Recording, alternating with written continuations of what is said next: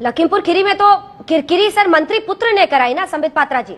8 लोगों की जहां पर इस तरह से मौत हो जाए वो बड़ी घटना तो कहलाएगी ना। जो परेशान हो गए ना, आइए ना आप क्यों इतना डर, ये नहीं आप इतना डर क्यों गए? कुछ तिनका है क्या? कुछ तिनका है क्या? इतना डर क्यों गए भैया? इतना डर क्यों गए? इतना डर क्यों गए? मैं अभी डराता हूं अंजना जी, ये सारा डिसिप्लिन क्यों टूट गया?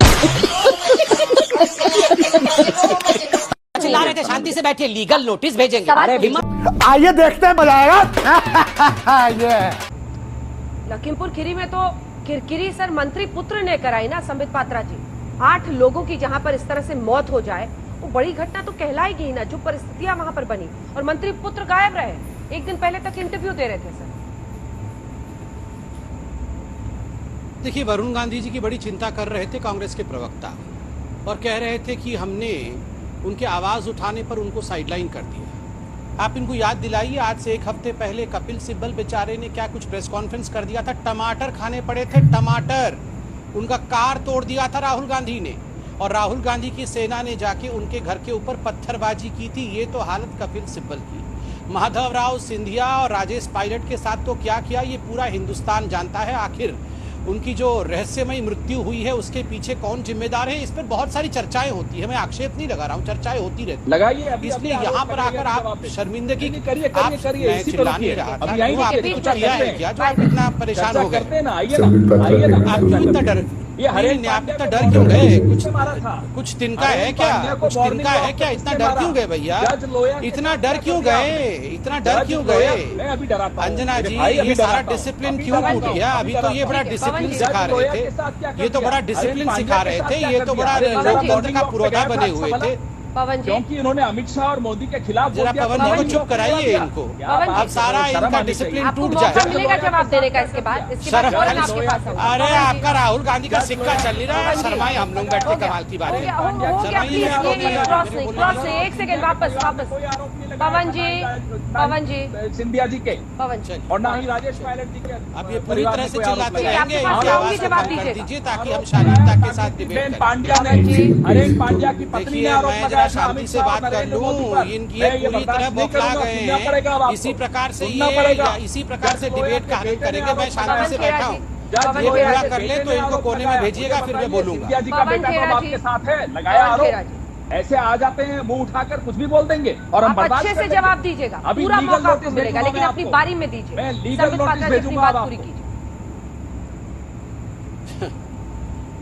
कानूनी कार्रवाई की जाएगी। एक शब्द अगर इस तरह से बोला आपने। अंजना जी, आप इनकी आवाज कम करेंगे या इसी प्रकार डिबेट में यही चिल्लाते रहे? आप एकदम चुपचाप बैठिए। अंजना जी प्लीज इनकी आवाज कम करिए। मैं शांति से सुन रहा था। प्लीज देखिए, प्लीज पवन जी मुझे अब डिसीजन लेना पड़ेगा। एक बार में एक व्यक्ति ही बोलेगा, आप जवाब दीजिएगा। आप जवाब दीजिएगा, इसके बाद फौरन आएंगे आपके पास जवाब। कैसे दे रहे हैं अंजना जी? अंजना जी पहले इनकी आवाज कम करिए। ये इस प्रकार से डिबेट नहीं हो सकता। मेरा में नहीं, कुछ नहीं रखा है। इस प्रकार से डिबेट नहीं हो सकता है। इनको बोलिए जरा चुप रहेंगे, इतना बौखलाना बंद करिए। आप तस्वीरें दिखाइए, हनुमानगढ़ की तस्वीरें जरा दिखाइए। पानी पिलाओ रे इनको पानी पिला। चलिए, ये तस्वीरें दिखाते हुए आपको बताएं कि बहस में एक व्यक्ति को एक बार बोलना होगा, दोनों एक साथ बोलेंगे तो नहीं होगा। चलिए संबित जी, बात पूरी कीजिए। देखिए अंजना जी, पहली बात तो है मैं किसी के बीच में नहीं बोलता।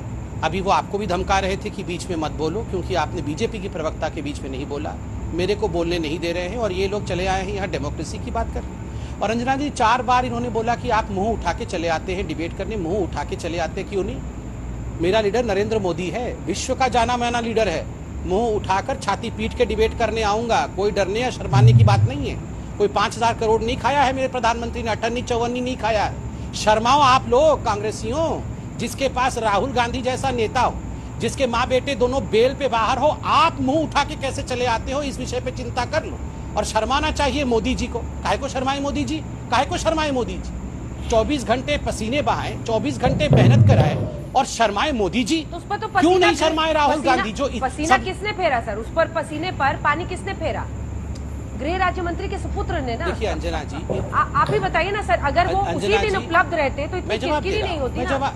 पुलिस ने 6 दिन बाद जाकर तो नोटिस चस्पा करने की हिम्मत जुटाई।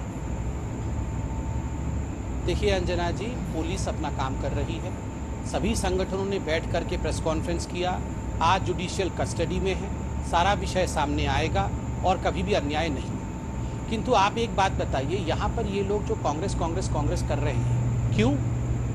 आज महाराष्ट्र में जहाँ कांग्रेस की सरकार है, महाविकास आघाड़ी, परसों नागपुर में क्या घटना घटी? महिलाओं के साथ बर्बरतापूर्वक रेप होता है। डोंबिवली की घटना क्या थी?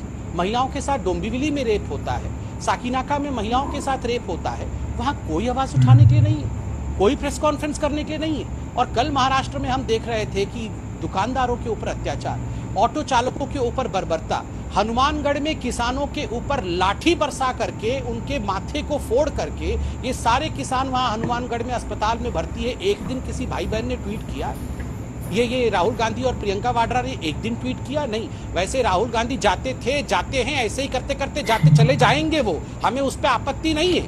मगर देश में अराजकता फैलाने की जो साजिश है, ये अराजकता फैलाने की साजिश हम देख सकते हैं। आप बताइए, बंगाल के अंदर 50 से अधिक भारतीय जनता पार्टी कार्यकर्ताओं को मार दिया गया। 60, 65 वर्ष की महिलाओं के साथ रेप किया गया। उफ तक किसी ने नहीं की, उफ तक किसी इन राजनीतिक दलों ने नहीं किया। और आज यहाँ पर हमें राजनीति सिखाने की कोशिश कर रहे हैं। प्रधानमंत्री ने क्या गलत कहा? प्रधानमंत्री ने कहा मानव अधिकार का प्रोटेक्शन की रक्षा होनी चाहिए, क्योंकि मानव से ही समाज है। किंतु सिलेक्टिव प्रोटेक्शन, आप अखलाक खान की बात करो मगर योगेश जाटव की बात न करो, आप पहलू खान की बात करो, किंतु आप जितेंद्र बामियान की बात न करो। उतना ही समय दूंगी, उतना ही समय दूंगी। क्यों हिंदू उतना ही बोलिएगा। क्या लेकिन मेरा अभी सवाल बीच में चिल्ला रहे थे, शांति से बैठिए। लीगल नोटिस भेजेंगे, सवाल हिम्मत है तो लीगल नोटिस भेज को दिखाओ जरा। 4 बार लीगल नोटिस भेजा था, सुप्रीम कोर्ट की डांट खानी पड़ी ना आपको। 4 बार लीगल नोटिस भेजा, सुप्रीम कोर्ट ने फटकारा तुम्हारे चीफ मिनिस्टर को, तुम्हारे चीफ मिनिस्टर ने फटकारा है छत्तीसगढ़ में, लीगल नोटिस भेजा था। देखिए बहुत सही, 4 बार लीगल नोटिस भेजा था, सुप्रीम कोर्ट ने फटकारा है तुम्हारे नेता को। बहुत सही कहा संबित पात्रा ने। और वैसे भी कांग्रेस को कब से दलित की फिक्र हो गई, कांग्रेस को कब से इतना देश की फिक्र हो गई। इतने दिन से हिंदुओं का रेप होता रहा, हिंदू बेटियों को लव जिहाद होता रहा, कन्वर्ट होते रहे, सब कांग्रेस ने तो कराया, वक्फ बनाया कांग्रेस ने। केरला में लव जिहाद इतना तेज़ी से बढ़ा, हिंदू लड़कियों को लव जिहाद में कन्वर्ट करके विदेशों में बेचा गया। तो कांग्रेस का किया तरह तो है, ये जो बीमारी फैला हुआ है सब कांग्रेस ने ही तो किया है। आज आकर यहाँ पे लीगल नोटिस भेजने की बात कर रहे हैं, वाह क्या बात है पवन खेड़ा, बहुत सही।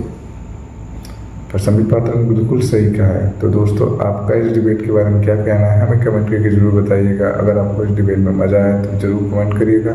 चैनल पर तो प्लीज़ सब्सक्राइब करें और अपने दोस्तों के साथ भी ये वीडियो जरूर शेयर करें। वीडियो को पूरा देखने के लिए आपका धन्यवाद। जय हिंद, जय भारत।